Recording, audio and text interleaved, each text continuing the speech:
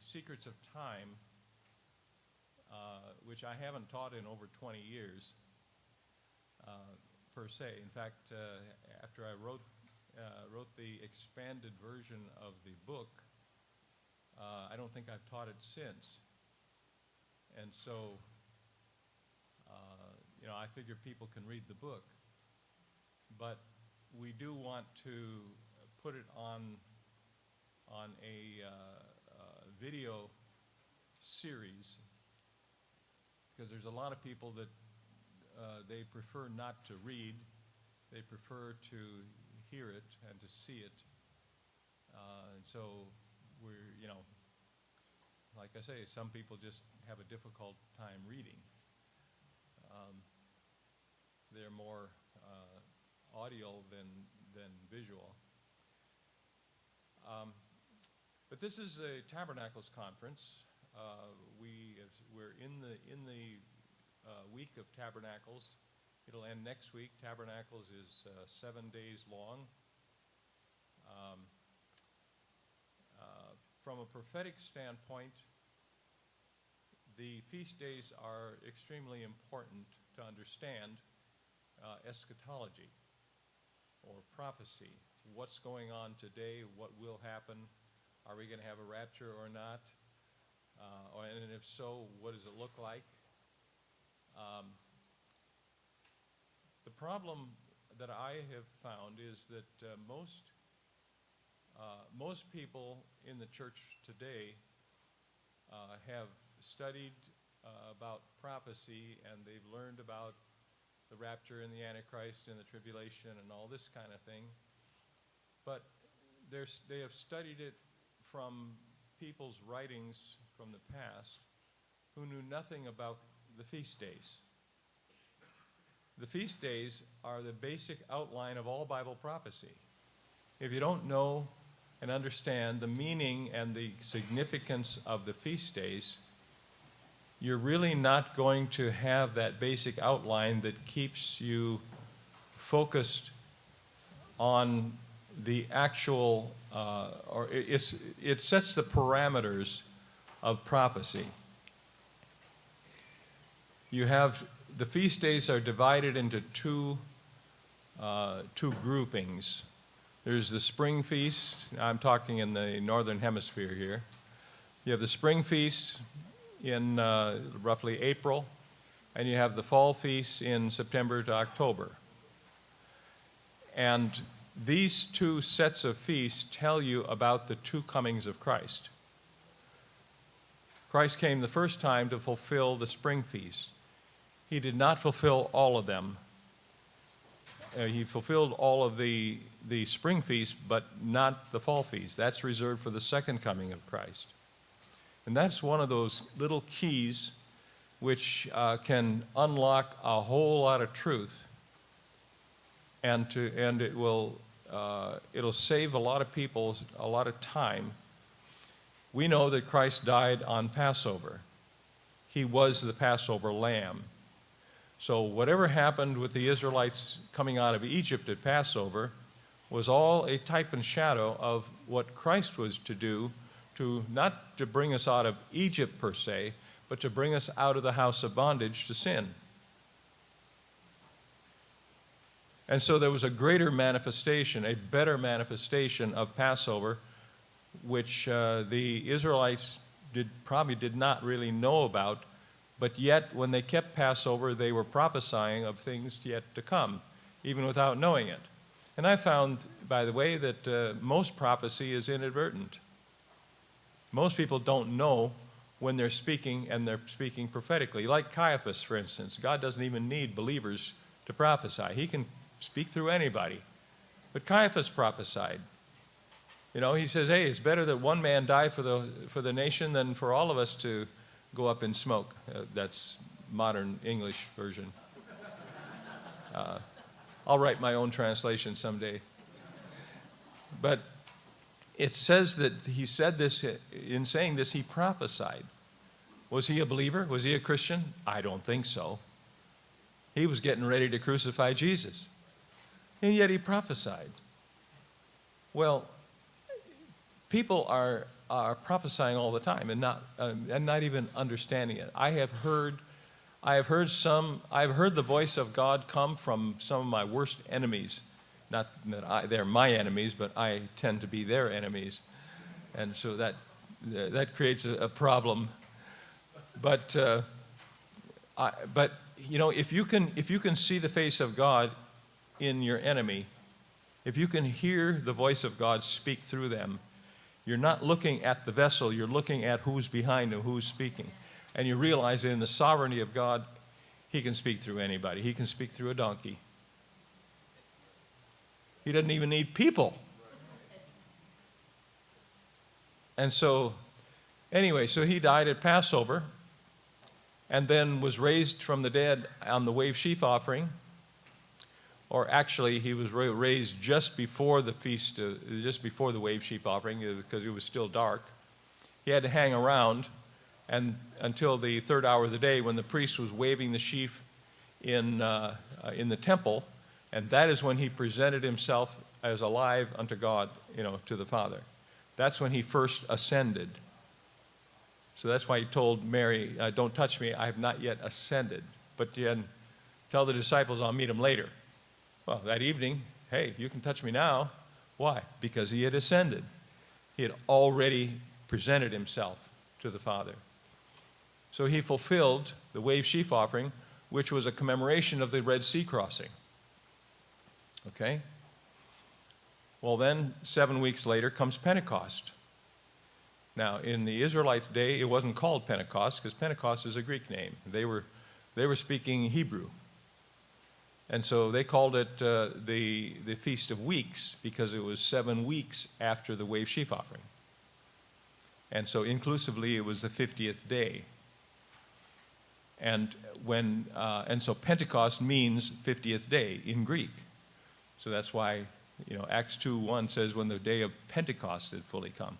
Well, they were using the Greek term, but it's still the same feast. Whatever you call it, God has no language barriers, I might add. Some people get hung up on it. You got to do this. You got to do this in Hebrew or some people Greek and some Aramaic and some. Well, all that is good. And that's fine, and I appreciate people's scholarly input where there is. But God is not very hung up on calendars. I have found in my experience, he will use everybody's calendar to speak to them. He comes down into our realm and speaks according to our language. And so you find that everybody's calendar works for them. So I don't have any problem with that either. And so, but it just takes some decades of experience before you start to notice those things. Anyway, tell me when 10 o'clock comes. 4 minutes. 4 minutes, okay. In the fall feasts, you have a picture you have the basic outline of events that are occurring or will occur at the time of the second coming of Christ. Paul tells us that the dead in Christ will rise first. First, what do you mean first? Well, it's the first of the fall feast, which is Rosh Hashanah, the day of the blowing of trumpets. And we are raised at the last trumpet. What is that? The seventh trumpet. They blew a trumpet at the beginning of every month to signal the new month. So the seventh month was the seventh trumpet, which was the Feast of Trumpets. That commemorates, by the way, the events in Numbers, I believe it's chapter 10, where Moses was told to make 2 silver trumpets. Okay? And so that is what's being commemorated here. You blow 1 trumpet, you gather the rulers or the leaders. 2 trumpets, you gather the whole congregation, the whole church. Okay? Those are prophetic things, and if you don't understand the 10th chapter of Numbers, you're never going to understand modern eschatology, and I can guarantee that almost nobody teaches this when they teach about the second coming of Christ today. But you have to know these things. You have to know the Scriptures. You have to know both the Old Testament and the New. have to know where these feasts came from and how they've been fulfilled and are being fulfilled in order to really understand what is going on today. Now, some people don't matter, they don't care.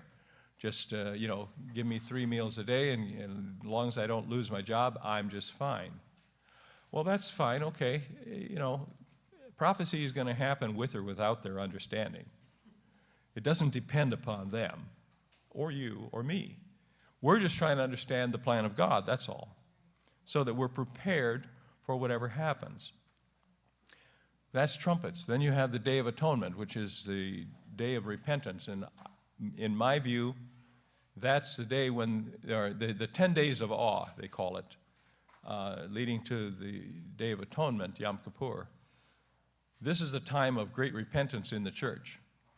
And I suspect that when the dead are raised on trumpets, the church is going to say, hey, what happened? We weren't raptured. Are we going to stay here? Oh, no. And they have to rush to the scriptures, and they have to start doing a lot of repenting. I have a feeling that's part of it. But there's more parts, too, and I don't want to get into all of it today. But the trumpets is where the dead in Christ are raised.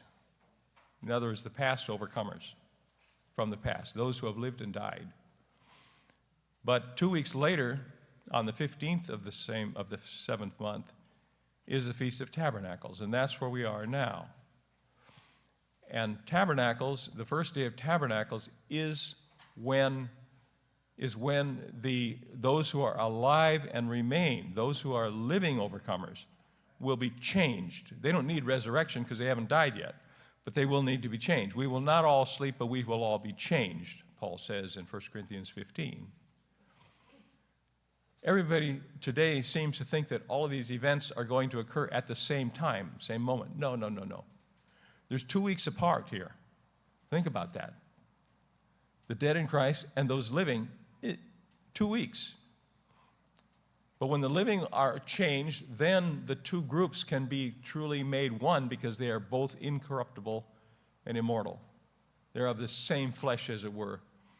And so you can make them truly into one body so that Christ can come in the midst of the feast, according to John chapter 7. He comes in the middle of the Feast of Tabernacles.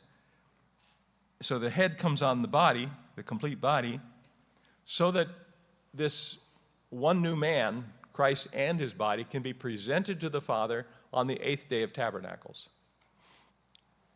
And then come back and begin their real work of evangelizing the rest of the world. Okay? It's kind of a real basic outline. There's a whole lot of details that I've had to leave out, but we're about ready to start our regular main teaching here. And so it's about 10 o'clock our time. Okay, so let's start. This is, let me introduce myself for those who don't know me around or are listening to the video for the first time. I'm Dr. Stephen Jones from the God's Kingdom Ministries in Minneapolis, currently in Minneapolis. And I'm going to be teaching on secrets of time. I have found that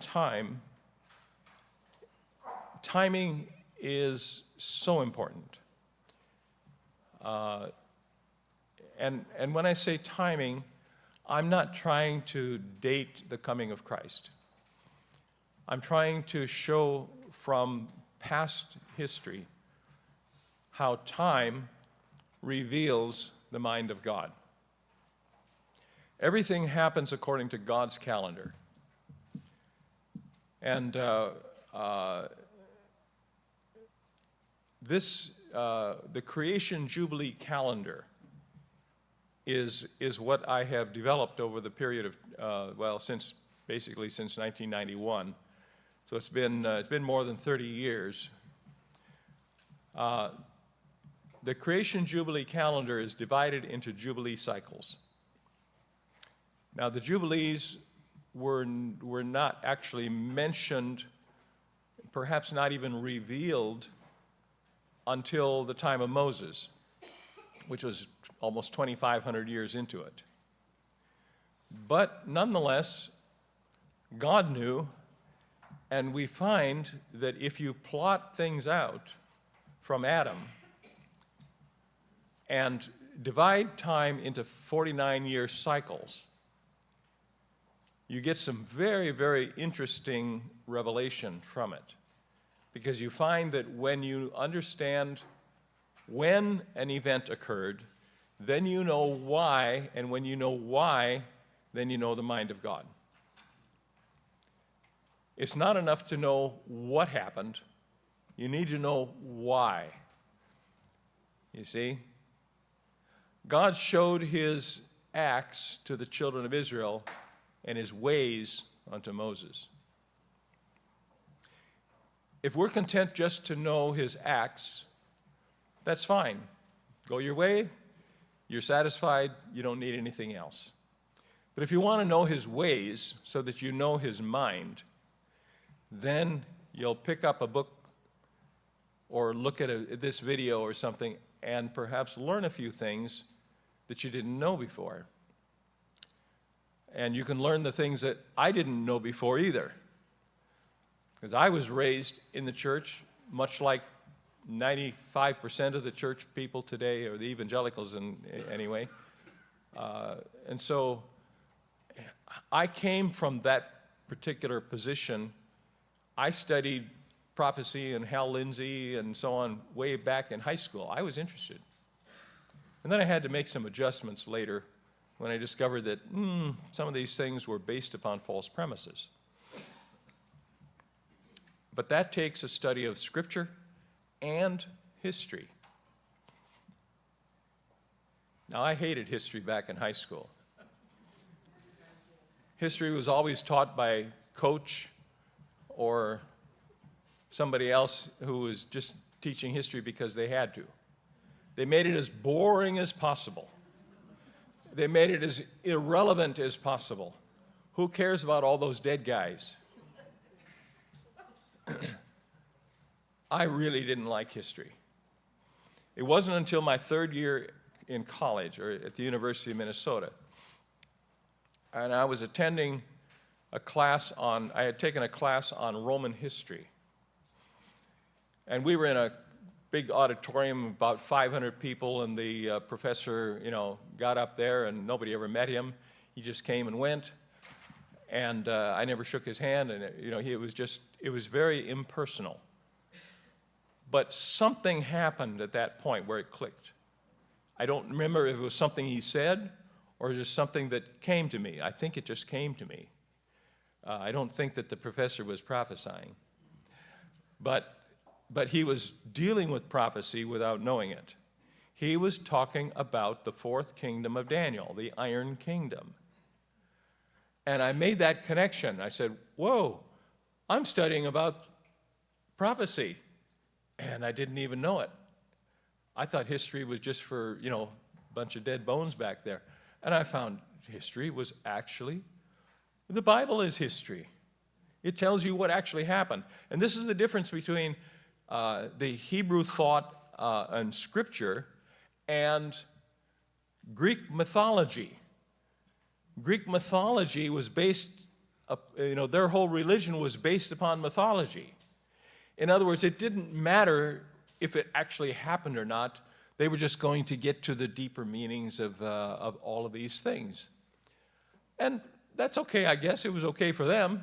They had great philosophers that all were based upon that. And of course, my major was in philosophy. So I studied, Plato and Aristotle and, Greek logic from Aristotle, Aristotelian logic, and all these things. And I liked mythology, frankly. I was fascinated by just that kind of thing. It was just, a me thing. But there's a difference, because in the Bible, these things actually happened. And the actual historical events were prophetic. They prophesied of things.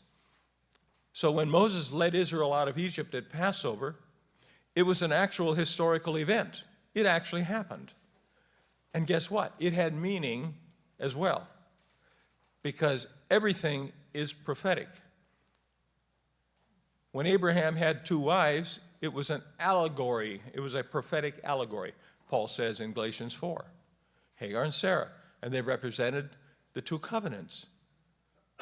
Well, yes, but it actually happened. It was history. And so the professor at the university, I have him to thank, or I think maybe it was with the Holy Spirit more, but I could still thank him too for drawing my attention to it, and suddenly I couldn't ever get enough history. I read whole shelves of history books from the library, just one after the other.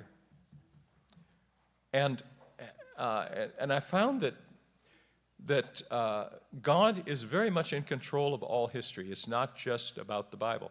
The Bible gives a lot of history, but it focuses mostly on the history of Israel.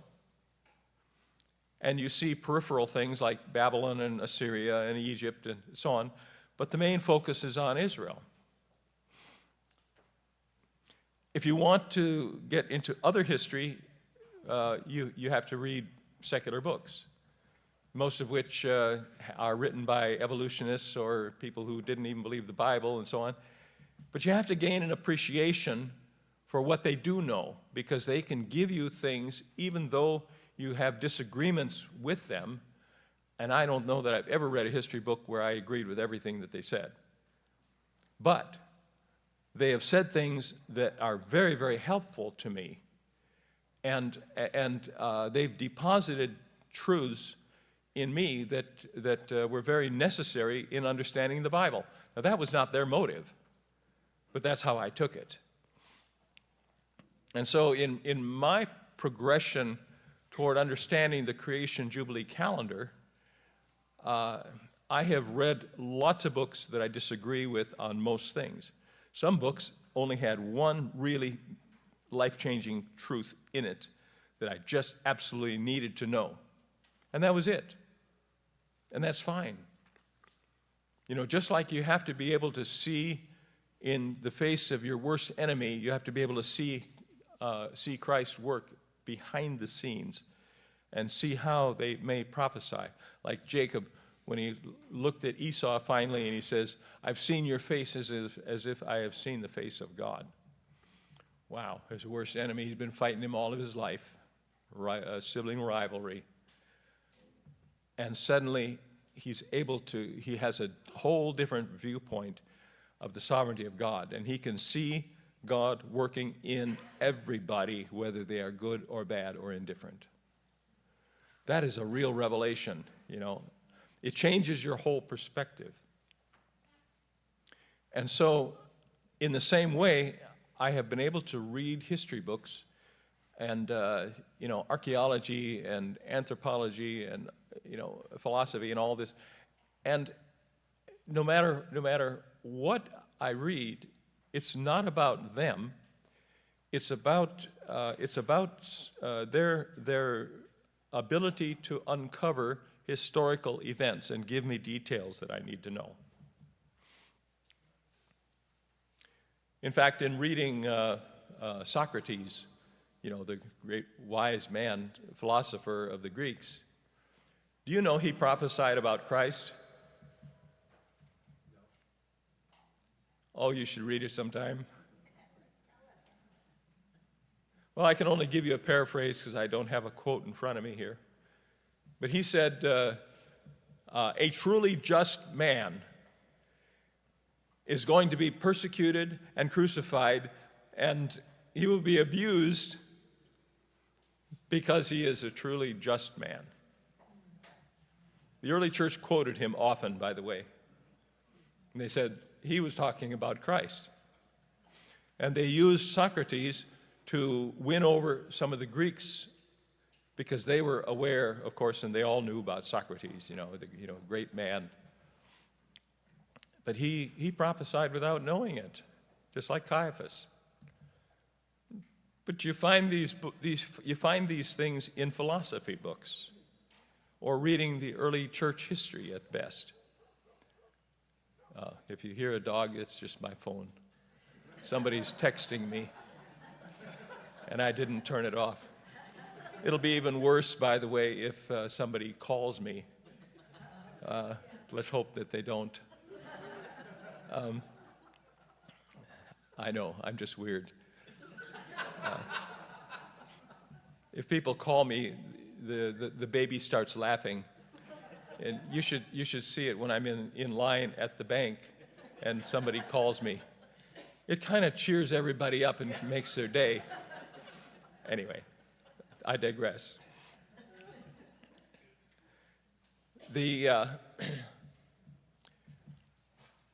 There's a major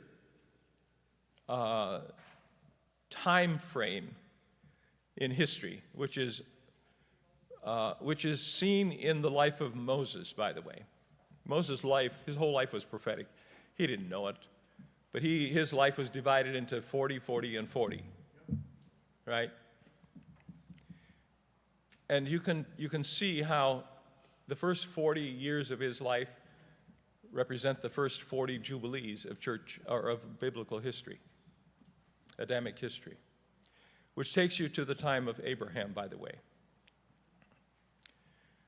And it's like, just like Moses was getting his secular education for 40 years, and not much was happening, so also you come to Abraham before God called one man, Abraham. And in calling Abraham, time changed. The plan of God began to work out, but it still took another 40 jubilees to come to Christ. And Jesus ministered right after the 80th jubilee from Adam, which, by the way, was 2627 AD, the 80th jubilee. And so from Abraham to Christ, you have a comparable situation to Moses in the wilderness, where he was tending Jethro's sheep and getting married, and basically he was learning who God was by tending sheep. And then he got the burning bush, of course, which called him into his actual ministry, where he led Israel into the wilderness for 40 years. And so his life is divided into 340s, and he died at the age of 120. Well, this last 40 years of Moses' life leading the church into the wilderness, Acts 7:38, the church in the wilderness, that was, by the way, the first church. It was the Israel church. The church did not begin at Pentecost. That began the Pentecostal church. But you had a Passover church from Moses on, because Moses led the church out of Egypt at Passover. And the Passover age ended with Jesus at the cross on Passover. Okay? And so essentially that was basically about a 40 jubilee, jubilee from Abraham, not Moses. But the Passover age went from Moses to Christ. And then Christ led the church out into another wilderness too, just like Moses did. People think that there is a view out there that the kingdom actually started at Pentecost, or some dated at the cross or the resurrection, but basically that time frame. Well, it was a kingdom, but it wasn't really the kingdom.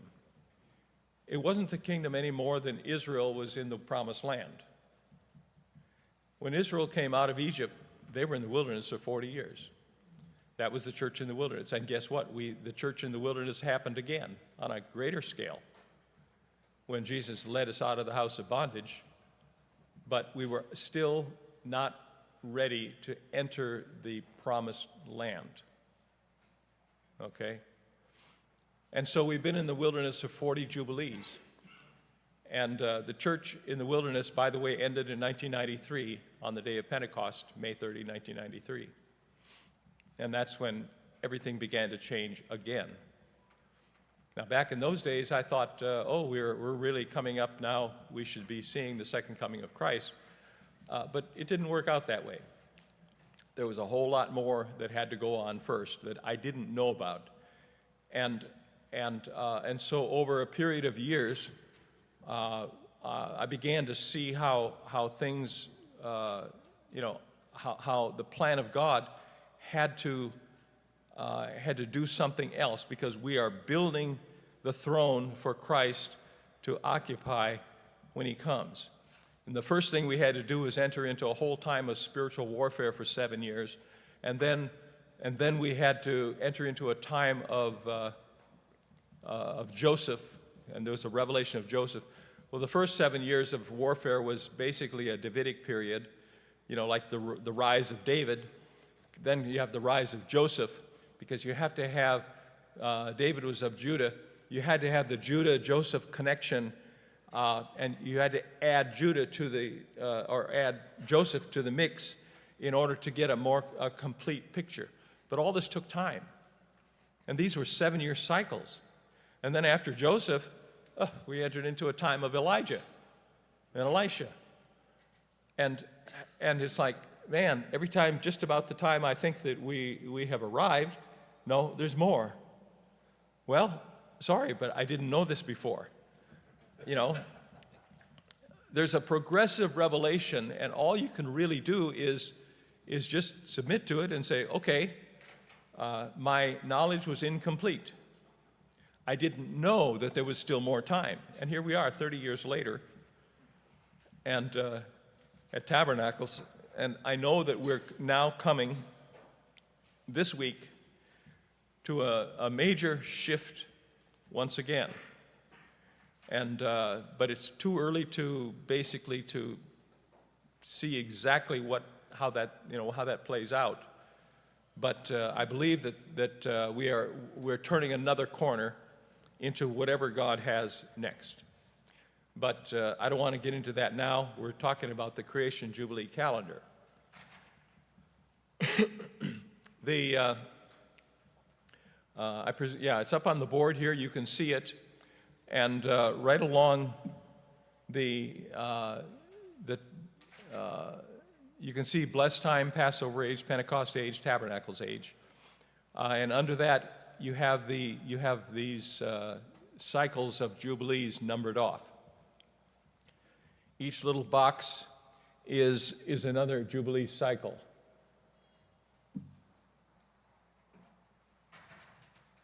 Can you see that?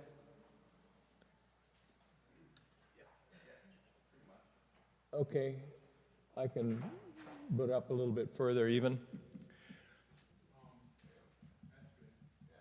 Okay? All right, let's just dive into this now, because the first thing you have to do in establishing a calendar is to prove the dates. In other words, if the calendar isn't accurate, then you're gonna miss out on something, and even if you're 1 year off, it's gonna mess up God's timing in the laws of time. If you look at Genesis chapter 5, you have the beginning of a calendar.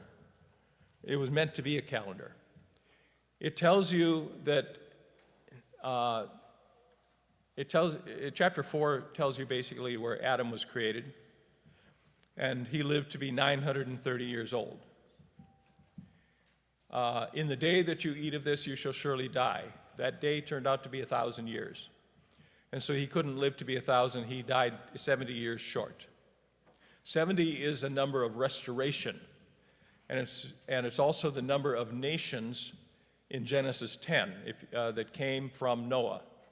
The beginning of nations, if you count them from Noah, in the record there, you'll find that there are 70 nations. So 70 also represents all nations.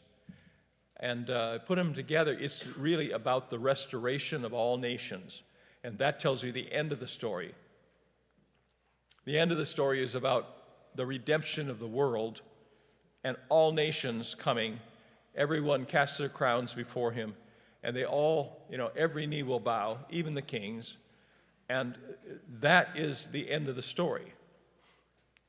Now, if you don't know the end of the story, then you're going to find it difficult in between, because a lot of people think the earth is just going to get burned up and that's the end of it. The fact is, no, the meek will inherit the earth. This is our inheritance. Let's not burn it up. Ask and I will give you the nations for your inheritance. I did, frankly. I made that a specific prophetic prayer in 1996. I want the nations for my inheritance. And of course, I was speaking on behalf of a whole bunch of people, not just me. I don't intend to be the king of the world. But I want the nations to be our inheritance. I don't want to destroy the nations.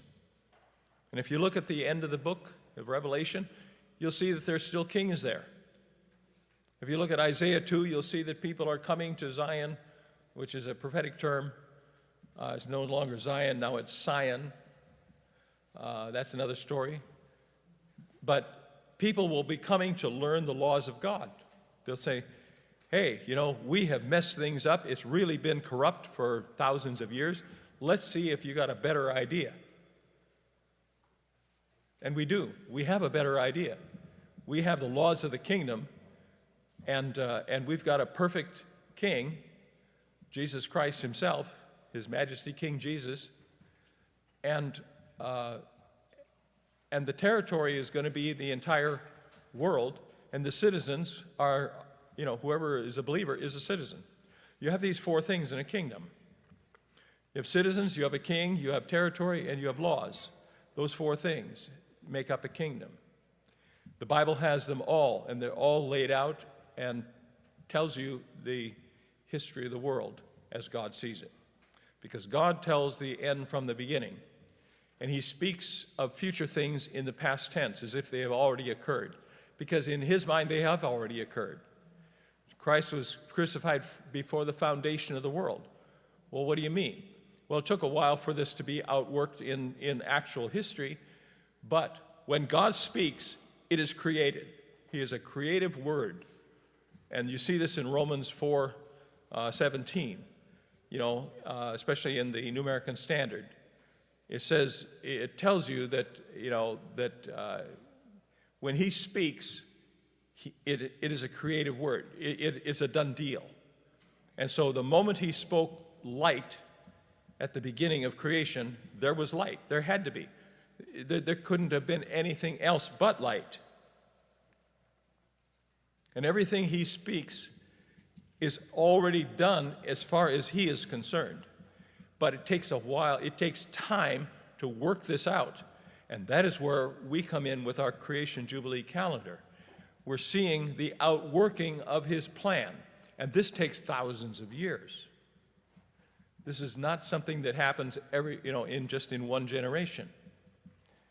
God has the big picture in mind. And in each generation, we have opportunity to have input into this. We have opportunity to understand what God is doing in our particular situation whenever we are born and live in history. So we today are living I believe, at the end of the age, the end of the Pentecostal age, and we have been in transition into a Tabernacles age since 1993. And this transition has been very, very interesting to me because the Lord, brought me back into the ministry in 1993, just in time for this. I'd been out of the ministry for 10 years. And so, he brought me back in for this particular time frame in history. So I have a sense of calling and duty, I guess, to teach these things so that you understand where are we in prophetic history? Where are we in the plan of God? In order to know where we are today, you have to know how we got here. And that really starts with Adam. So in chapter 5, we read that Adam was 130 years old when his son Seth was born. Now remember, Seth was the third son. Cain and Abel were the first two sons, but Cain killed Abel, and Cain then got exiled. So the calendar and the genealogy to Christ did not go through either of them. It went through the third son, Seth. And so you can say that Seth was born in the year 130. And we're dating from Adam, okay? It's not BC or AD. That came in many thousands of years later. They didn't have our calendar. But they were dating things from Adam, whatever that is, or perhaps from the expulsion from the garden. I'm not sure, but whatever the Bible means, that's what I mean. Okay? There are some things I don't have to know. We just know that when Adam was 130, that's when Seth was born. Okay, the year 130. Now, Seth then was 105 when his son Enos was born. So add 105 to that, and you get the year 235. That make sense? Yeah. And you can take this then, Canaan, or Kenan, not to be confused with the Canaanites. That's a different spelling and a different name. But Kenan was born in the year 325. And then his son Mahalalel, the year 395. And Jared, 460. But you can check up on these things in Genesis chapter 5. You can do your own arithmetic if you like, but you'll always come up with the same numbers here, unless you're looking at the Septuagint, which is the Greek translation of the Old Testament. They added 100 years in all of these things in order to try to, bring their history back further, because this came from Egypt, and Egypt was very proud of the fact that they could trace their history back to 10,000 years or something like that. And so, it seems that the rabbis that translated the Septuagint were a little jealous of that, and so they extended this, So basically, Seth was born when Adam was 230 instead of 130. And Enos was born instead of 105 years later, it was 205 years. They added 100 years in all these things. Okay, so I don't follow the Septuagint. I tried to work with it just to see, and I find that it messed everything up. And the laws of time were violated, and it just doesn't work. But to prove that would take, you have to learn more things, but I don't want to get ahead of myself. Anyway, the point is that Methuselah lived to be 969, and he died just a few months before the flood in the year 1656. Now, Methuselah means, when he is dead, it shall be sent. It was a prophecy of the flood coming. And so when he died, Noah knew the flood was coming soon. By that time, he had just about completed the ark, and he had to just do some of the painting on the windows and stuff like that. A little trim work, that was all. But he didn't need any elephants or anything to haul in the big timbers. So you find that Methuselah died the year of the flood in 1656 from Adam. Now, before we go on, let me introduce another little concept here, and I got to digress just a bit. You'll notice that in this we have blessed time. There is also, let's see, there's cursed time. I guess I didn't write that on here. I avoided that term. Bottom corner.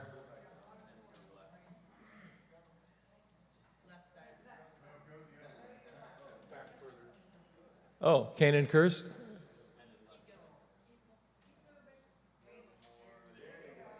Oh, there we go. I did put it in there. How much we forget in 20 years.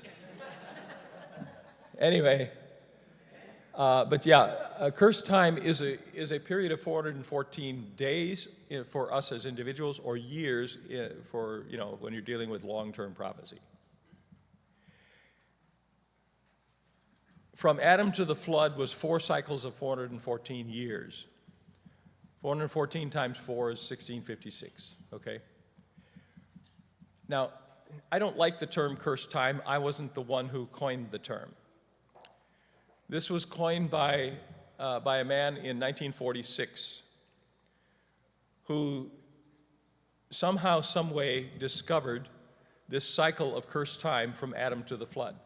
And he called it cursed time because the flood was the judgment for Adam's sin upon the earth, okay? There's a connection. You'll find that time cycles connect a beginning point to an end point. Okay, there's a cause and effect relationship that goes on here. And he discovered this, and he related it to a jubilee cycle for bad guys. See, for us, we deal with blessed time, which is the cycle of 10 jubilees, which is 490 years. But for judgment cycles, it comes into, for the most part, it's 414-year cycles. All right? So it's short 76 years. 76 is a number of cleansing in the Bible. And so, anyway, he discovered this, but he didn't know how to work with it. And so his son was named Lalo Cadona, from the Barnum and Bailey Circus. His father was a trapeze artist, by the way. That was back in the early 1900s. But Lalo Cadona was actually quite brilliant. And he worked with his father's revelation and generated a timeline. And I studied under him back in 1991. And in fact, I spent a whole week at his house in Alturas, California. He's dead now, but he was about 76 when I studied under him. But I sat in his living room with his charts, and he went through everything, and I took a whole notebook full of notes. And then I went back to Arkansas, where we were living at the time, and I hit the library at the University of Arkansas State University Library. I read every book they had on chronology and church history. And there's where I had a whole shelf full of books that, I spent all day there because I wasn't a student, and so they didn't let me sign out any books. So I spent the whole day there. Ask Darla, she knows. And so she was a widow for a long time. And it took me 6 weeks of intense study to come up with the chronology that I have now. What I have is a little different from what Lalo Cadona had come up with, and I'll tell you where the differences lie and why they're different. And I don't do this to put him down. He worked with what he had, and he actually gave me a big boost ahead, and it would have taken me probably years of extra study if it had not been for him. And so I give him honor for that. But nonetheless, there were some things that he had wrong. In his chronology, he said, if you look in Genesis 5, toward the end of the chapter, I can't remember the verse. Let me see if I can find it. It says that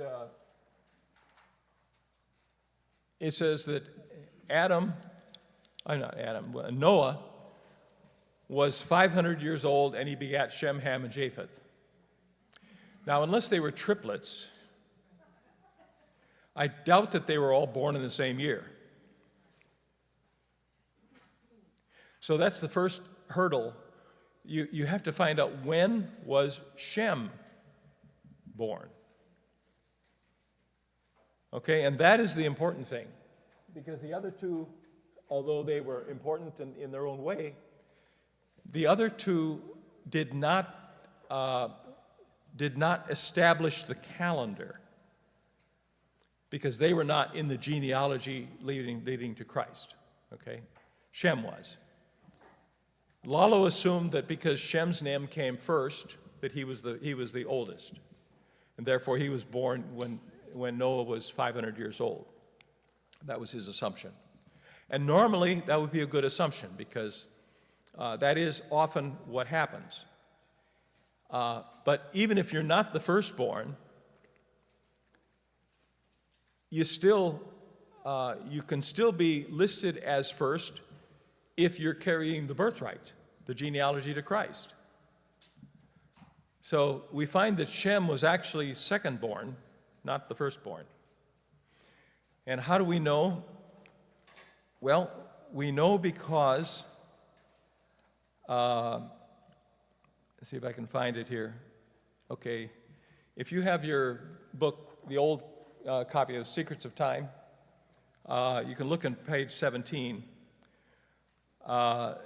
Genesis 5:32, Noah was 500 years old, and Noah begat Shem, Ham, and Japheth. Japheth is said to be the elder in Genesis 10:21. So this means Shem was born at least a year or two later. The only way we can figure out his birth precisely is to go to Shem's son and then figure in reverse. Okay? Genesis 11:10. These are the generations of Shem. Shem was 100 years old and begat Arphaxad 2 years after the flood.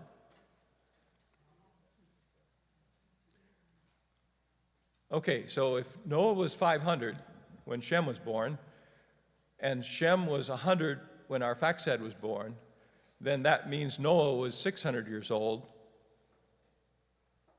when, let's see, if Shem had been born when Noah was 500 years old, then he would have been 600, and Arphaxad would have been born the year of the flood. Because the flood came when Noah was 600 years old. But it didn't happen. It was 2 years after the flood. Therefore, Shem was born when Noah was 502. Make sense? And so when Noah was 502, Shem was born. Shem was 100 years old when Noah was 602. And that's when Arphaxad was born. Okay? So this was a little detail that unfortunately that Lalo missed. And so his chronology was off by 2 years right at that point. So I had to make that little correction. Then the story picks up again a few chapters later, you know, because you have the story of the Tower of Babel and so on. But then from Shem on, you've got the chronology once again in chapter 10, Genesis 10. And again, it tells you how old so-and-so was when his son was born. Let's see here.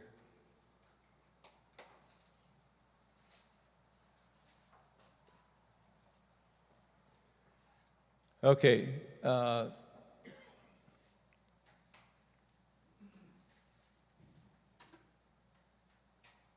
Noah lived a long time, 950 years. And Shem lived 600 years. Shem outlived Abraham.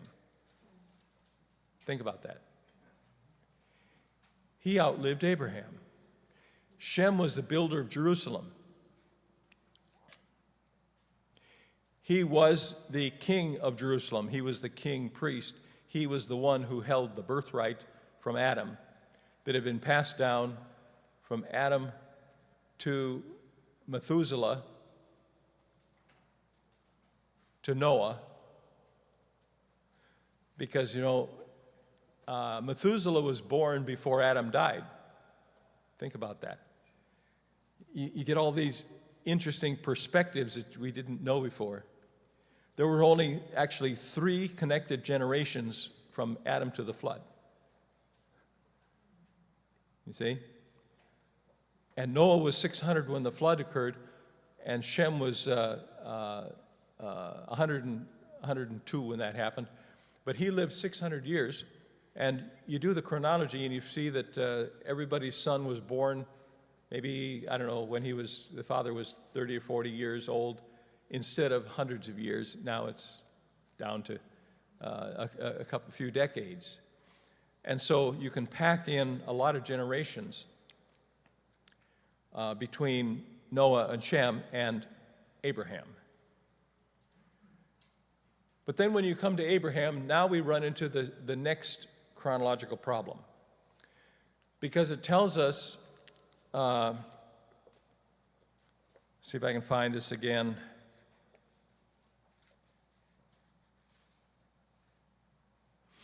Abram was born in the year 1948.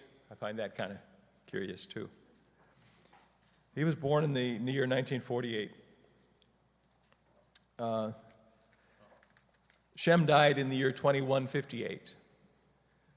So you can do the math, do the subtraction, you can see how old Abraham, or how old Shem was when Abraham died.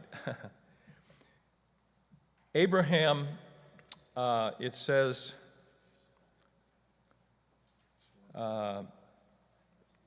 Genesis 11:26, and Terah lived 70 years and begat Abram, Nahor, and Haran.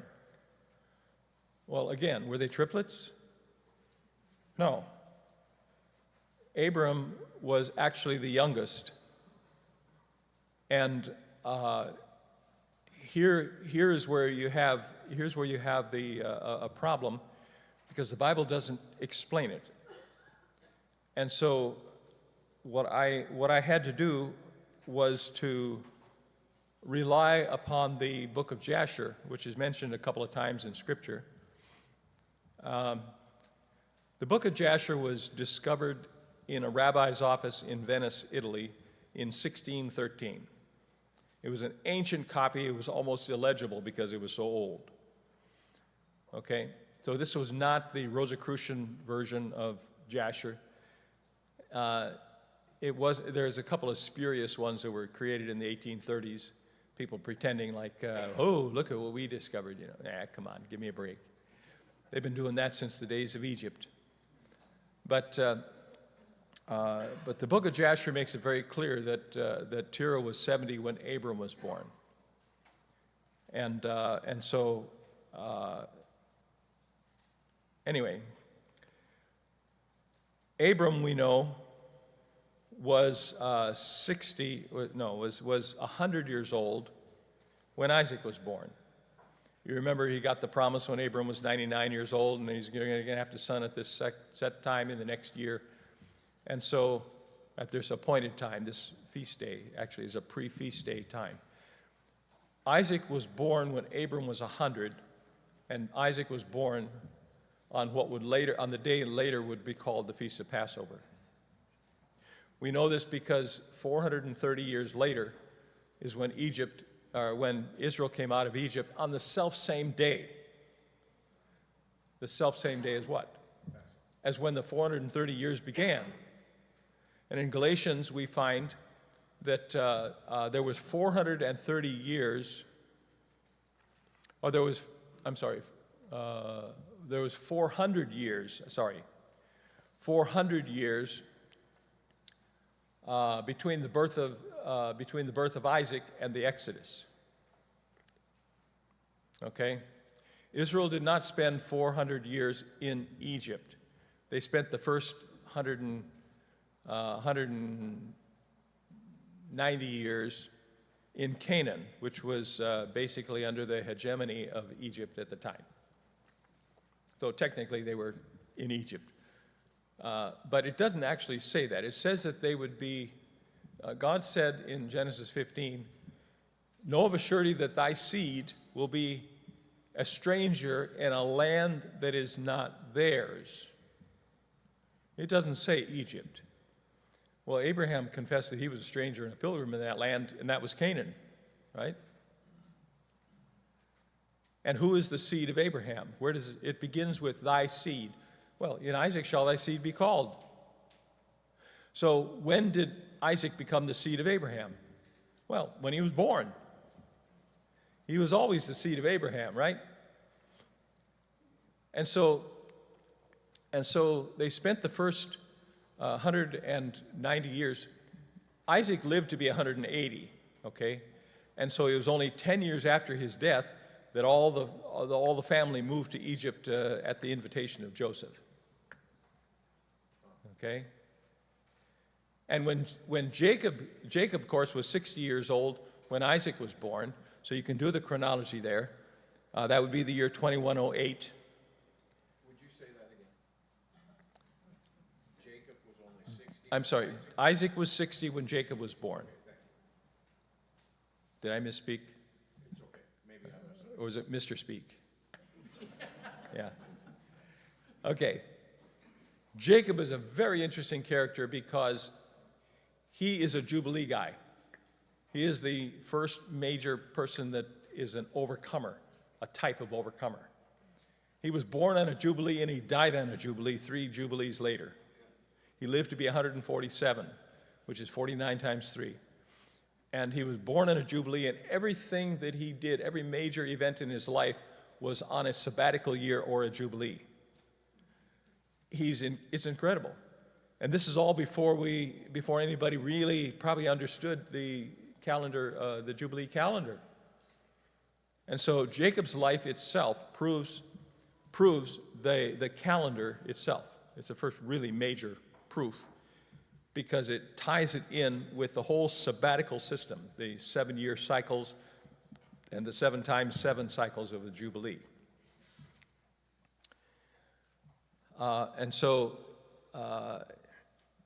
Anyway, Jacob told Pharaoh when he appeared before Pharaoh. He said, "I am this day 130 years old." Okay? I am this day 130 years old. Let's see if I can find the actual quotation. Anybody help me out here? Oh, there we go. Genesis 47, 8 and 9. Pharaoh said unto Jacob, "How old art thou?" And Jacob said unto Pharaoh, "The days of the years of my pilgrimage are 130 years. Okay. So you see, every time we get that kind of a statement, it adds to our knowledge of chronology. So you can take the birth of Jacob in 2108 and add 130 years to that, and you come to 2238, which is up toward the top here. Make it a little bigger, Stephen, please. Right there.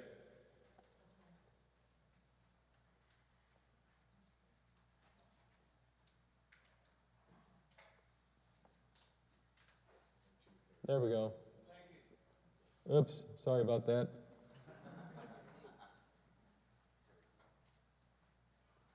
Okay, so here we are. Jacob, of course, born in 2108.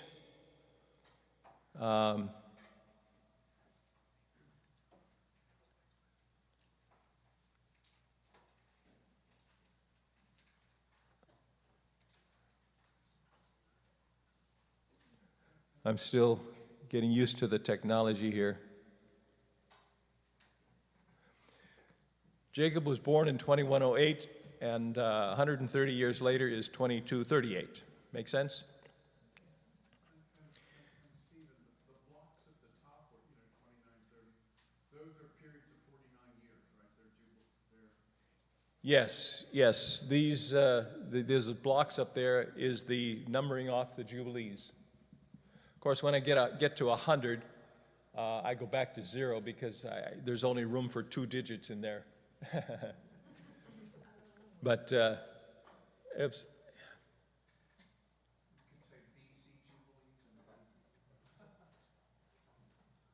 See, we get to, there we go, 99, 100, and then we go to 0, 0, and then 01. So it's just for your understanding of what's going on. But in the chronology here, Israel was in Egypt for 210 years. It was a total of 400, if you add 190 with 210. Now, how do we know this for sure? How do we know that Israel was not in Egypt for 400 years? And by the way, Lalo Cadona assumed that Israel was actually in Egypt for 400 years. And so that was kind of a major thing where he got off kilter 190 or 190 years he was off. And that really messed up his calendar from then on. But in Galatians chapter 3, we read that there was 430 years between the Abrahamic covenant and the Mosaic covenant. Okay? 2 covenants with, Abraham and Moses. 430 years. Now, if you were to assume that Israel was in Egypt for 400 years, and then Moses led them out and they had the Mosaic covenant at Mount Sinai, same year as the Exodus, right? Just a few months later. If you were to assume that Israel was in Egypt for 400 years, then the covenant with Abraham would have occurred 30 years earlier. Sorry, Abraham was long dead. It doesn't work. You cannot have the Abrahamic covenant coming in because 30 years before they went to Egypt, Jacob would have been 100 years old. And when Jacob was 100 years old, that would have been the year 2208. Isaac was born in 2048, but Abraham died in 2123. So Abraham had been dead for more than 100 years. You don't make a covenant with dead men. Okay? So you can't have 400 years in Egypt if Paul was correct in saying that there was 430 years between the 2 covenants. It just doesn't work. And by the way, the book of Jasher also confirms 210 years. The modern Jewish calendar tells you that it was 215 years, so they're 5 years off. But even the Jewish calendar doesn't tell you that they were in Egypt for 400 years. Okay? Question? What does it mean then in Exodus 12 and 40, now that the journey of the children of Israel who dwelt in Egypt was 430 years? And it came to pass at the end of the 430 years, even the self-same day it came to pass, that all the hosts of the Lord went out from the land of Egypt.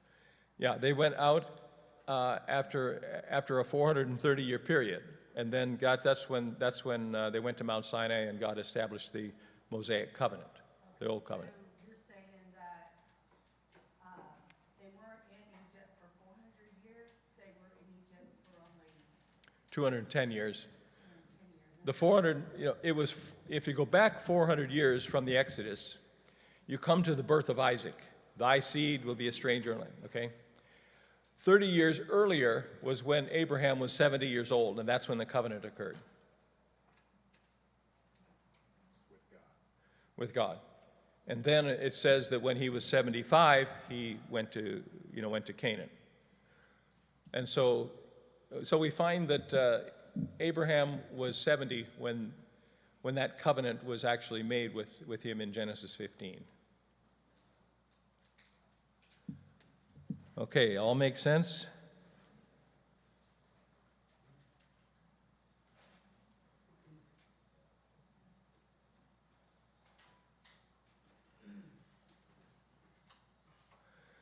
Okay, here we go. Now, the Exodus then occurred in the year 2448.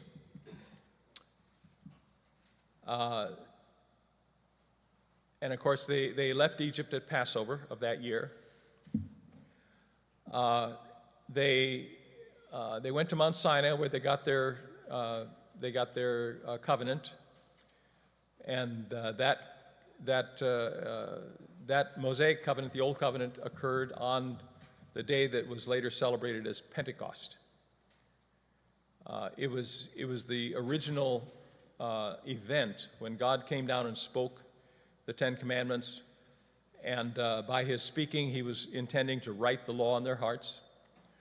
But they rejected it. They wouldn't go up the mount. They sent Moses up to hear what God said, and you come back and tell us what he said. Faith comes by hearing. Whoever you hear is who you have faith in. They had faith in Moses. They didn't have faith in God. Sorry. You got to hear God through Moses at best. You cannot just simply follow men. You have to follow God. But Pentecost, originally the Feast of Weeks, occurred at Mount Sinai.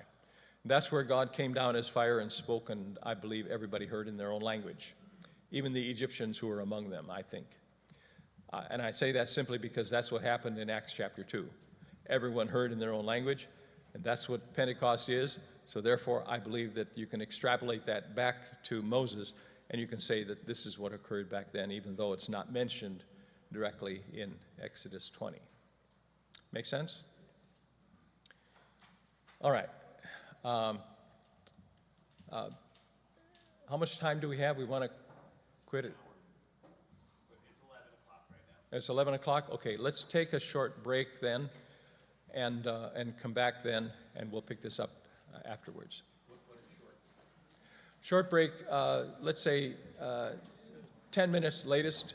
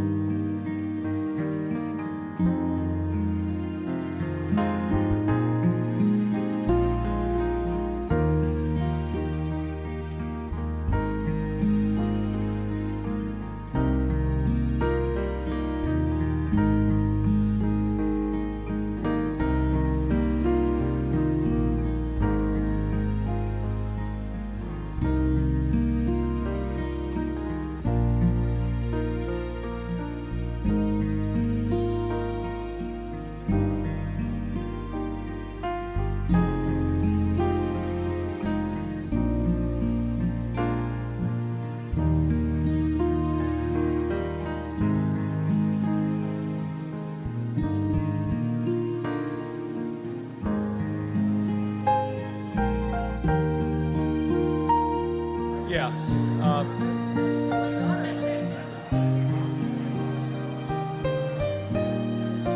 Yeah, you see, if you go from, it's a big apartment complex now. So if you keep going along that service road, just one block, you'll see across the street there's a Wells Fargo. But across the street from Wells Fargo is a building, and that's where we are. Yeah, it's easy to find.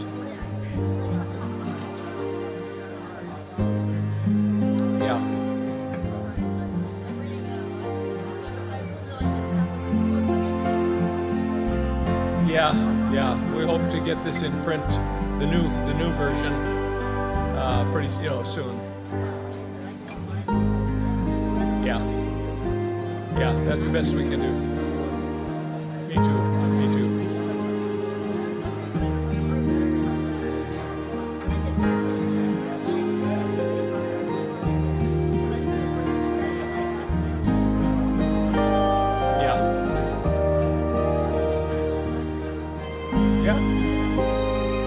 Yeah. But this has forced my son to take over the office and to do everything.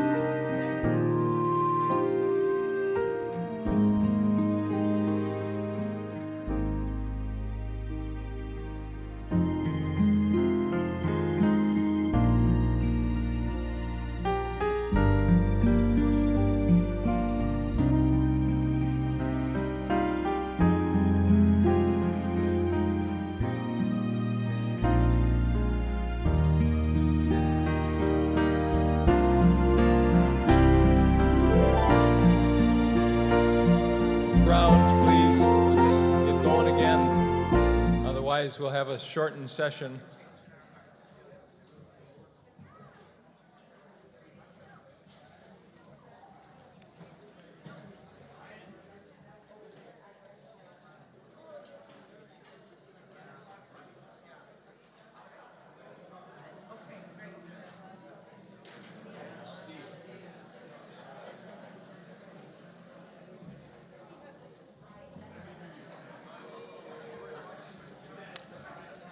Hello.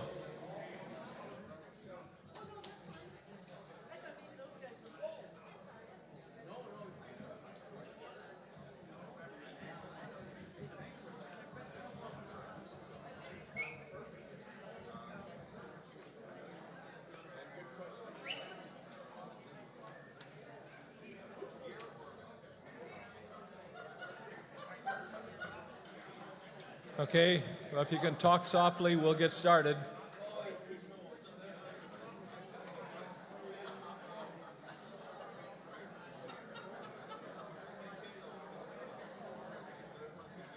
Gotta be careful. I may talk softly, but I carry a big stick.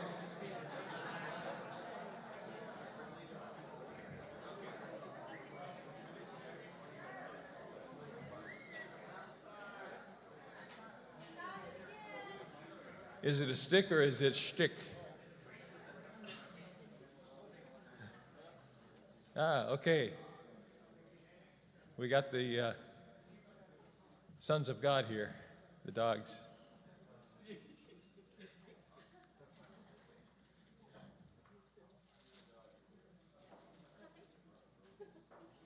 Back in 1996, the American Kennel Association recognized 153 breeds of dog.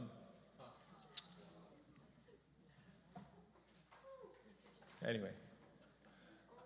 Okay, about ready to get started? Okay. All right. Israel came out of Egypt in 2448.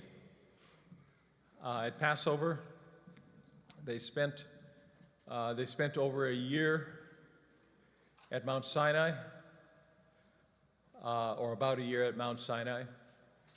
And in the meanwhile, during that year, they built the tabernacle. And it was kind of a prefab building, tent, and then they set it up on the first day of the first month, just about a year, almost a year after they left Egypt. Remember, they left Egypt at Passover, which was the 15th day of the first month. But a year later, on the first day of the first month, they set up the tabernacle. And then they cleansed it, and they kept the first Passover in the wilderness at that time. And then the following month, they started their journey to the Promised Land. It was an 11-day journey according to Deuteronomy chapter 1. 11-day journey to Kadesh Barnea, and they would have come in to Canaan from the south, from Kadesh Barnea. And so this, of course, was the year 2449 in the summer. And Moses then sent the 12 spies in, and they searched out the land for 40 days.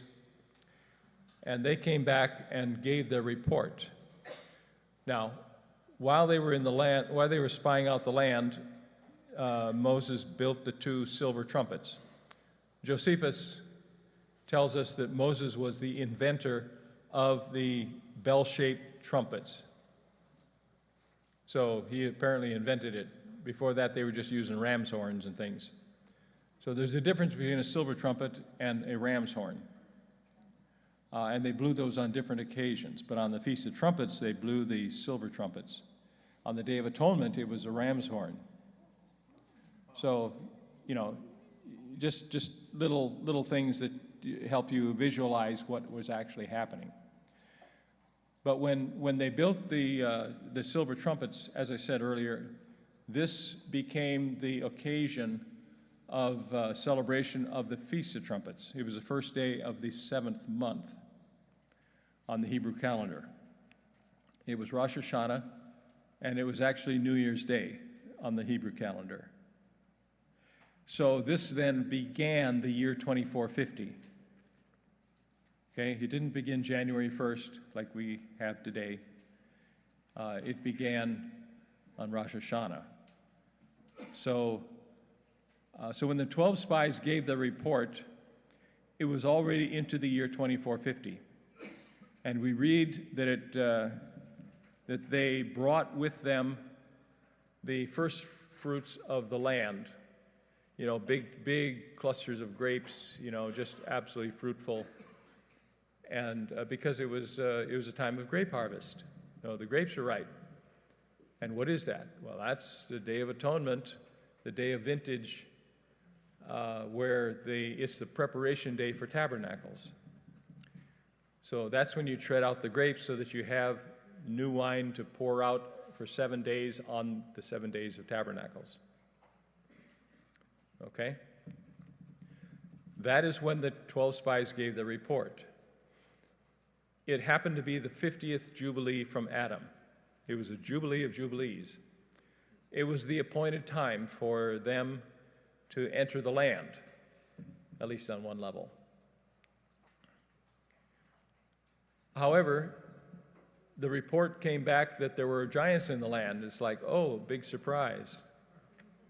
No pun intended. But and so most of them said, oh, you know, the wilderness is sure looking good now. They wanted to stay in the wilderness. And so their first opportunity to enter the kingdom and to actually fulfill the Feast of Tabernacles was expended because they didn't have the faith to go in. Why didn't they? Well, because their faith was in Moses, man, not in God. That happened back at Mount Sinai at Pentecost, where they wanted to hear a man tell them what God said rather than hear God for themselves. And so they did not have the faith to go in from Kadesh Barnea. If they had, they would have gone in without dying. They would have been transformed and changed into the likeness of God. And I believe they would have conquered the land in 7 days, the Feast of Tabernacles. They would have conquered with the sword of the Spirit rather than by a physical sword. because the Old Covenant sword was a physical thing. But if they had been able to accept the word of the Lord and had his law written on their hearts at Pentecost, they would have received the sword of the Spirit, which is his word. But that got postponed for 1,400 years and didn't come to us until the book of Acts. So they were left with only a physical sword, but it's often very helpful to ask yourself, what if? Because then you can see what did they miss and why did this take place and all that kind of stuff. If they had gone in, it would have been a Jubilee of Jubilees. They would have gone in at the Feast of Tabernacles. I believe they would have been changed into the likeness of Christ, which is what we are looking for today, because all that got postponed. It had to get postponed because God had us in mind too, okay? So it was all part of the divine plan. But as far as the will of God was concerned, it was his will that they go in. But it was his plan that, this is going to take a lot longer. Okay? And so you have to be able to look at it through God's eyes, through the big picture, the plan, or look at it through his will, because we all violate his will at times, but you can never violate the plan, because the plan is all about his sovereignty and how he works.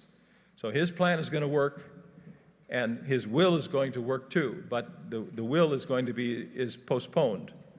There's time delays when it comes to his will, but the plan is all working out according to his calendar. So understanding the sovereignty of God in that way is a big help. In fact, you really can't understand timing without it, without that understanding. So anyway, so they got postponed. In their case, it was 38 more years. They spent a total of 40 years in the wilderness and finally went into the land 40 years at Passover. 40 years from when they left Egypt. They went across the Jordan into the Promised Land. But even then, they were still technically under the Old Covenant because of their rejection of the New Covenant at Mount Sinai. Okay, they were actually offered the New Covenant.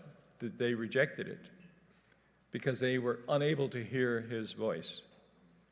By the time God got to the last commandment, thou shalt not covet, they were a half a mile down the road running for their lives. They were scared to death. They said, oh, don't let God speak with us lest we die. They were afraid of dying. Hey, that's the whole point.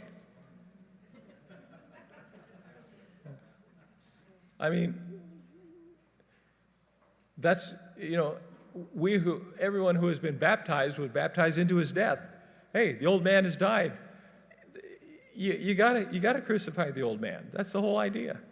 If you're afraid of crucifying the old man, you'll never be able to enter the new covenant. You'll still be stuck with the old covenant. The old covenant regulates your soul. The new covenant is by the Spirit. The old covenant tells you what to do from the outside. The law is written on external tablets of stone. Now we have paper. We don't use stone much anymore. But it tells you what to do, but it doesn't empower you to do it. The new covenant works from the inside and empowers you to actually do it. Now that may take a while because his law gets written on your heart little by little. It's not all at once. It may take a lifetime, but nonetheless, when you look back on your life after 10 years or even a year, you find how much you have changed, and you can see the progress that the Spirit of God has made in your life just by looking back on yourself after a little while. So the Israelites had the opportunity to enter the promised land and to receive the promise of God at that time without dying. But because they could not do that, they had to wait another 38 and a half years. And then when they went in not through Kadesh Barnea from the south. they had to go through the Jordan. The Jordan represents death and resurrection. That's the place where John was baptizing, and that's where Jesus was baptized. And that Jordan crossing, that spot right there, has been used for thousands of years to cross the Jordan. Now, when they finally went in, it was signifying that they were going to go into the kingdom, but it would be through death and resurrection, not by being changed into his likeness apart from dying. So there's two ways to get into the kingdom. You can get in from the south or from the east. Okay? And the New Testament accommodates both ways. Okay? We will not all sleep, but we will all be changed. And so there are many generations who have lived and died, and they have to be raised from the dead in order to go in with us who are alive and remain. We all go in as one body. This is not an individual matter.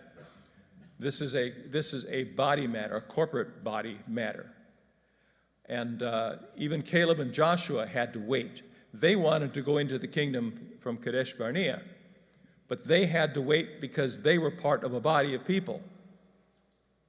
You see? I have run into the viewpoint from a lot of people that they focus so much on the individual that they think that they can enter into the kingdom all by themselves. And I say, you can on some level, but not on the ultimate level that we're looking for. That is where you have to wait for the rest of the people to catch up. And we have all these examples. And by the way, I think that if all the churches understood the lessons of Israel in the wilderness, we would have very few denominational differences. Because everything of the church in the wilderness were forecasting the same problems in the church today. And if you just understand this, then you can see that the answers, almost all of the answers are there. I think all the answers are there, but I'll hedge my bet here. Almost all. So there's many examples we could give, but I don't want to get bogged down right now. If you turn to 1 Kings 6:1, I'll read it. It says, "And it came to pass in the 480th year after the children of Israel were come out of the land of Egypt, in the 4th year of Solomon's reign over Israel, in the month Ziph, which is the 2nd month, that he began to build the house of the Lord." So the temple foundation was laid, and they began to build the temple, Solomon's temple, 480 years after the Exodus. Okay, so the Exodus occurred in 2448. Add 480 years, and you get 2928. Make sense? You can see that on the chart there. 1 Kings 6:1. That's an important chronological hurdle to go through, because in that interim time period of 480 years, there's not much given in the way of chronology. There's all these judges, and there's ups and downs, there's captivities, and then they have peace in the land, and then there's captivity, peace in the land. But there are overlaps here and there as well. And so it's difficult, but you can bypass all of those problems by just going 480 years to the beginning of Solomon's temple, which is the 4th year of Solomon. If that's the 4th year of Solomon, you can back off to the 1st year of Solomon just by backing off 3 years, right? That'd be 2925 when in the 1st year of Solomon. Solomon reigned for 40 years. We know that from 1 Kings 11:42. He reigned 40 years. So you add 40 years to 2925, and you come out to what is it, 2965. Okay? And then Solomon died. And then we have a problem in Israel where you have the house of Judah and the house of Israel.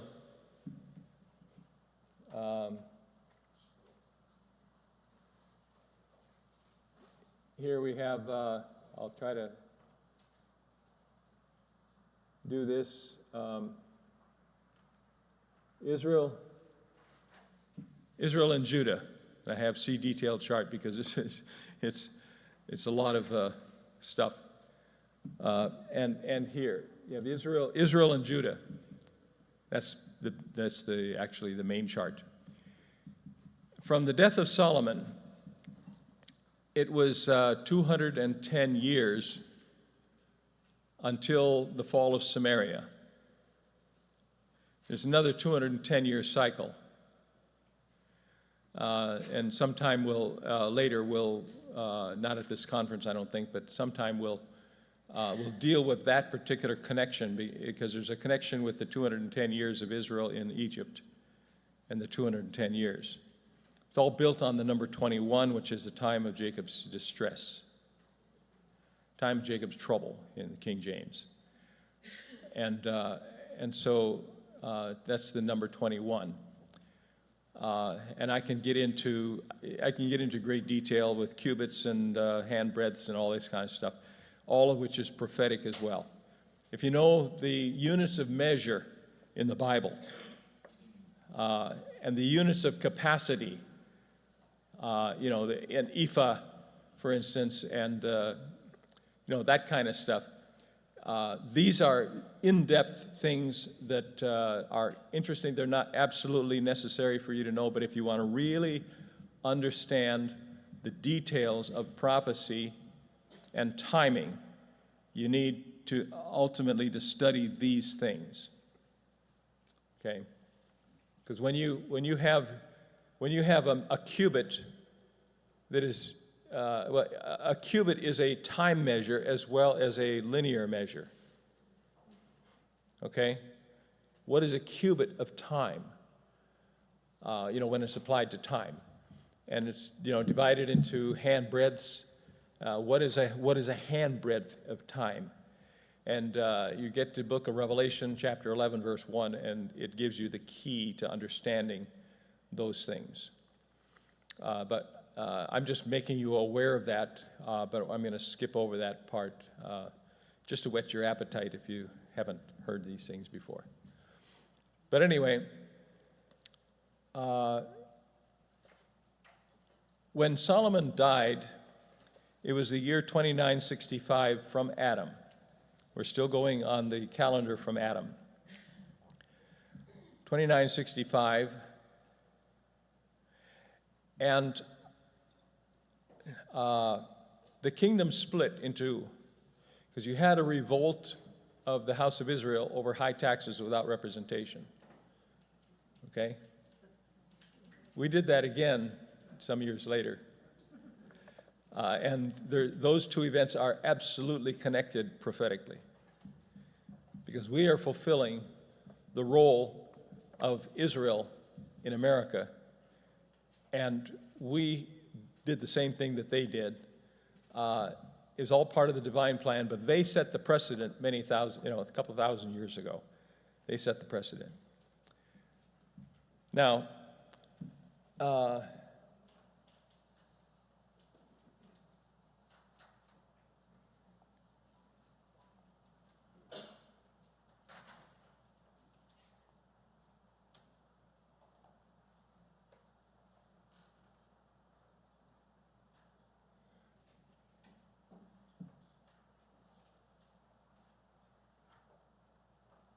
okay, here's what happened after Solomon died in the year 2965. You had two sets of kings. Israel had its own king, Jeroboam, and Judah had its king, the son of Solomon, who was named Rehoboam. So you have Jeroboam and Rehoboam, and they're ruling at the same time.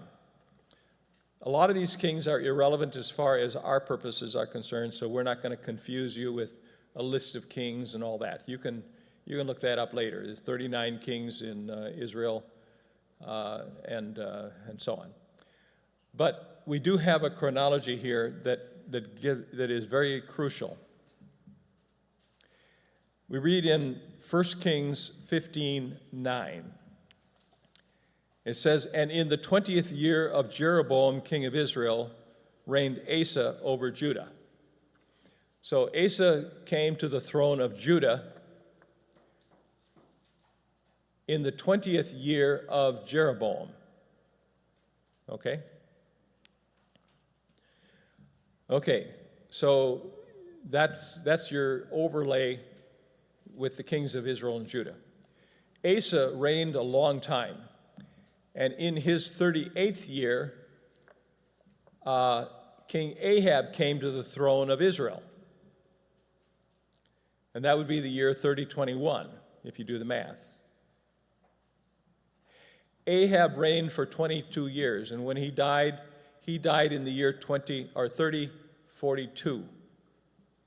Okay, the 22nd year of Ahab. And I'll give you the scriptures on that. I already gave you 1 Kings 15:9.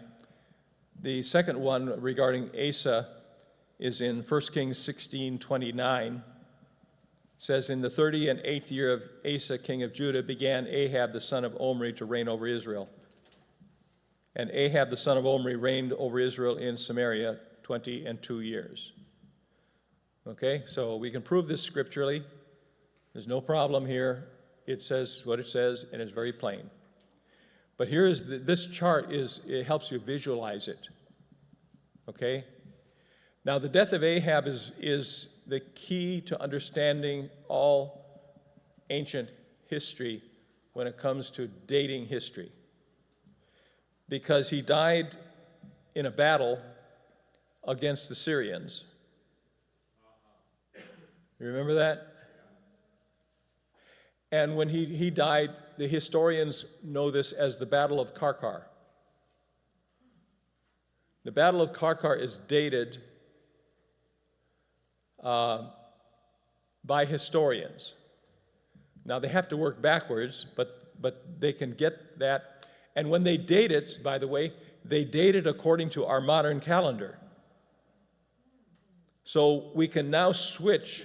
We can see the equivalent of the death of Ahab in 3042 from Adam. What is that? That happens to be 853 BC. Now, we can bypass all chronological problems and come all the way to the present day just by doing the math. So that is the real key here. Now, when talking about the Battle of Karkar, which is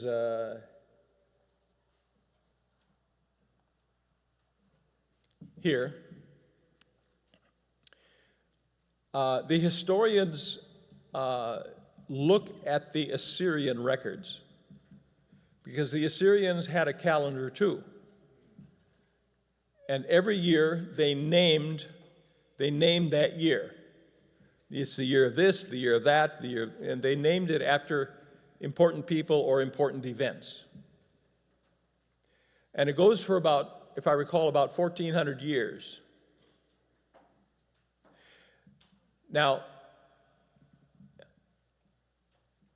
in their records, in what they call it's the Assyrian eponym calendar. It just means that they name every year they give it a name.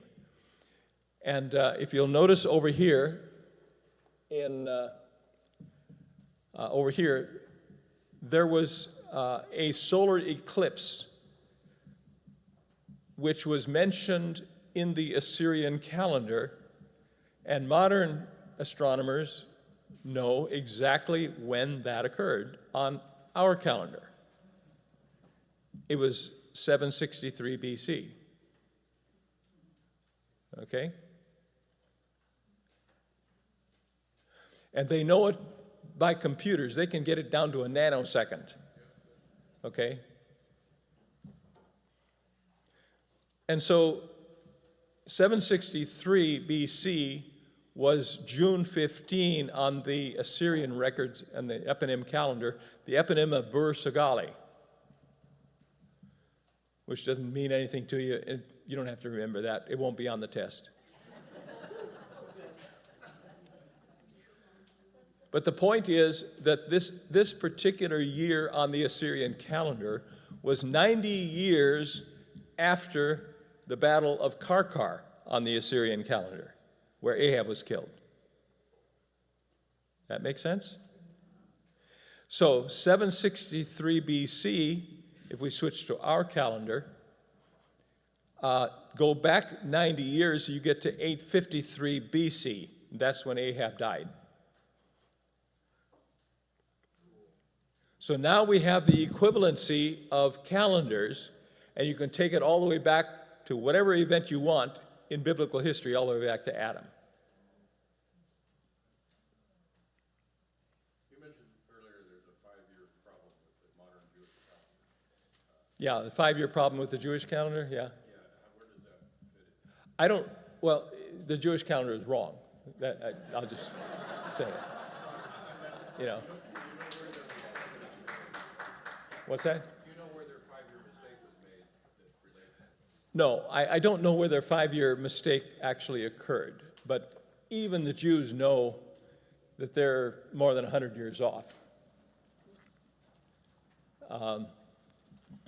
The Jewish calendar, you know, they have the year such and such and such. Their calendar is simply wrong. But it's because it was developed in a time where long before archaeology had come into vogue, and so they didn't have the benefit of the archaeological studies that we do today that started really in 1830 with what slips my mind. The famous archaeological stone that was found in Egypt. The Rosetta Stone. Anyway, they didn't have the benefit that we do today. So, you know, I don't mean to insult them or anything like that, but even most of them, especially the Jewish historians, they know that, okay, this is a Jewish calendar, but, you know, it's not accurate back to Adam. By the way, I did in my studies at Arkansas State University Library, studying the chronology after talking to Lalo Cadona for a week, I found an old reference in a chronology book to a book that was written, a chronology written by a rabbi in the 3rd century. I don't remember the rabbi's name anymore, but the book was called, I don't recall that either. Boy, it's been too long. I should have brushed up on my, my reading. Ulam something. Anyway, his chronology is exactly the same as mine all the way to Solomon. In other words, he acknowledges that Israel was in Egypt for 210 years. Okay?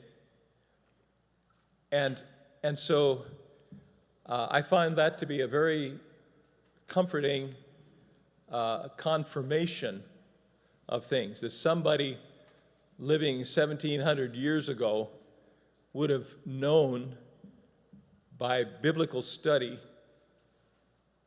when everything happened all the way to Solomon. Well, he didn't take it past Solomon. That's what I've done here on this particular chart here. from the death of Solomon to the solar eclipse on the Assyrian calendar, back off 90 years to the Battle of Karkar when Ahab was killed. And so once we have dated this, then everything else may be interesting, but it's not relevant. If you want to know what happened after Ahab and so on and all that, it doesn't really matter. If you want to take the kings of Israel and just add up their reigns, it's not going to work, because many of them, they had co-regencies. In other words, they would crown their son king while they were yet alive. And so the co-regency meant that, if somebody reigned for 40 years and his son reigned for 25 years, you can't just say that this was a period of 65 years, because they may have had a 5 or 10 year overlap. And so it's not 65 years, it might be 60 or 55 years, instead. And by the way, the overlapping of these things is also prophetic. And it's a very interesting study, because God uses that as legal time. And when you have an overlap, it counts as double time. It's just a fascinating study when you start to look at it. And in fact, if you go back to God's calendar, the way he looks, he does the same thing. The Jubilee calendar is based on 49-year cycles. But the Jubilee year is the 50th year, not the 49. It's the 50th year.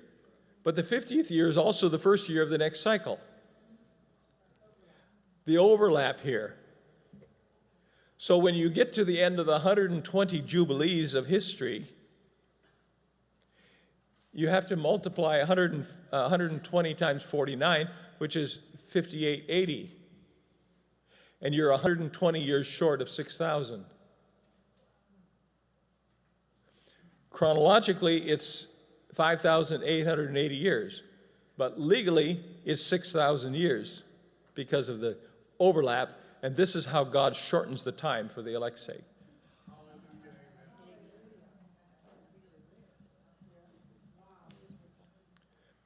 It's just amazing what you can pick up when you study the history and the chronology of things and how it reveals the mind of Christ. Absolutely amazing. I learned so many things in this just by studying the chronology. Chronology sounds so boring, doesn't it? It sounds complicated. It sounds like, oh, who in the world would ever do that? Well, that's probably why nobody did it.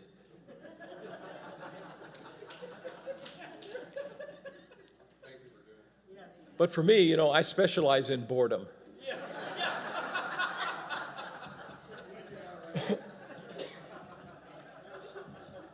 And in fact, I found my boredom to be rather exciting after a while. 'Cause I love to learn about these little things that you would not see otherwise. So when you understand when an event occurs, then you know why. Like when Saul was crowned king on the day of wheat harvest, and you find out that's the law's way of saying that was the day of the Feast of Weeks, which is Pentecost. Saul was crowned on Pentecost. Well, my goodness, that makes him a type of Pentecostal church. King Saul. Now, the Pentecostals like to identify with David, the overcomer. But actually, well, some of them are, I'm sure, because all the overcomers come out of the Pentecostal church. But remember, Saul was persecuting David. So if you get kicked out of the Pentecostal church, you're in good company. See, they were acting like Saul. They're persecuting you. They're running you around, through the caves of Adullam trying to kill you. And David was doing all the work that Saul was supposed to do with the Philistines.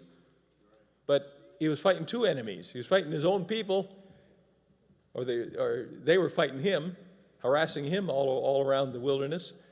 but he was doing all their work for them. You know, that's what the overcomers are supposed to do. So, you know, this is all in the plan of God. He makes things difficult on purpose so that you have something to overcome. Not the least of which is you have to overcome the bitterness of false accusations from Saul. If you can overcome that and replace that bitterness with love, you're well on your way to being an overcomer. Forgiveness is the first requirement of a jubilee person. Forgiveness. Those who are not schooled in the law of jubilee find it difficult to forgive as Christ forgives. I have found that forgiveness in the church is largely a temporary thing. Whereas God, when he forgives, it goes to the bottom of the sea and it's as far as the east is from the west. But with the church, they'll forgive you until the next infraction and then they bring it all up again. Okay? In other words, it's only held in abeyance. It's not really forgiven. It's just put on the shelf. But it has a shelf life, you know? And so, this is one of the things that the overcomers have to learn. They have to learn to, how to forgive. And forgivers have an easy time understanding the restoration of all things. They don't bring up people like Hitler and Stalin and who God could never save them. Oh, really? Tell God something that he can't do, and he'll just go ahead and do it. But he's not going to save them in their sin. He's going to cause them to repent. He'll save no one. He'll give no one immortality until they have repented and they have grown up in Christ to a place of spiritual maturity. And that may take 42,000 years, but it'll happen. God has his ways of doing things, and when he sets out to do something, he succeeds. Okay? He is not a failure. A failure is a sinner. The word for sin in Hebrew is kata, and it means to fail or to fall short of the mark that you're trying to hit, your goal. And so when the 700 children of Benjamin, the Benjamites who could sling stones and not miss, that word is kata. They could sling stones and never sin, miss the target. Paul says, we have all sinned and fall short of the glory of God. That's what happens. It's like shooting an arrow or shooting a rifle or whatever, and you fall short of what your goal is. Our goal is the glory of God, Paul says. We've all sinned and fall short of the glory of God. The Benjamites, they were overcomers, apparently. They could sling stones and never sin. These are little things that are nuggets that are very helpful to understand when reading the scriptures. But you have to study them, because these don't come naturally. God doesn't usually just pour it into your brain because that would be the easy way. He says, hey, I gave you my word. Study that. Then if you have questions, come to me with questions. But in hearing his voice is not an excuse to be lazy. You can't say, I don't have time for that, just tell me. No, I have never found that works. Never worked for me anyway. If it works for somebody else, more power to you. But for me, no. When I study the scriptures, he reveals himself in the scriptures, but then after I've done my due diligence, I often have questions. Well, because the scriptures don't tell you everything. I mean, they can't. We'd have a Bible the size of this room and more. We'd fill the whole universe with books if we were telling everything. There's a point where you can't just do that. And so it's at that point where the Holy Spirit will take over and he will lead you into all truth. Amen. Oh, amen.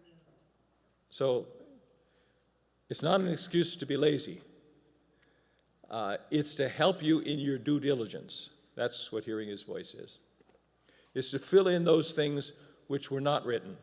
Remember in the last verses of John, he says, hey, there's lots more that has not been written. We could fill the whole world with books. But, he says, I'll give you my Spirit that will lead you into all truth. So that is the combination that we need to understand when learning to hear his voice and when studying the Scriptures. Keep that in mind. How much time? It's noon right now. Okay, well that takes us to the end of our actual study on chronology that proves the creation jubilee calendar. And from now on, we can go back and look at the calendar itself and have some degree of confidence that it's accurate. And if it's accurate, then we can see the lessons and derive the lessons from it and gain an understanding of the mind of God and his divine plan in the past, because then we can understand the present just because we understand the patterns of the past. I've been able to predict many things that are going to happen just by understanding the past patterns and seeing that we are now following the same pattern as back then. Okay? I mean, it doesn't take a rocket scientist, and it doesn't take some special word from God, that pours in the knowledge. No, it's so simple. Just look at the past pattern. You see who, they got new characters playing the same role as back then, and it's like, oh, well, duh, of course. But that's another story. Okay, so we will continue this tomorrow morning, and this afternoon we'll have Mark Eaton, and I don't remember what the schedule is, but we have the schedule. And so we're going to have a 2.5-hour lunch break. I found that really, feasibly, we need 2.5 hours, but don't stick around too long because especially if you go downstairs for lunch, you overwhelm them, and it might take an hour for you to get the food. But if you're going out, it still will take time. You'd be surprised how fast 2.5 hours comes. But so we'll meet again at 2:30 sharp. Okay.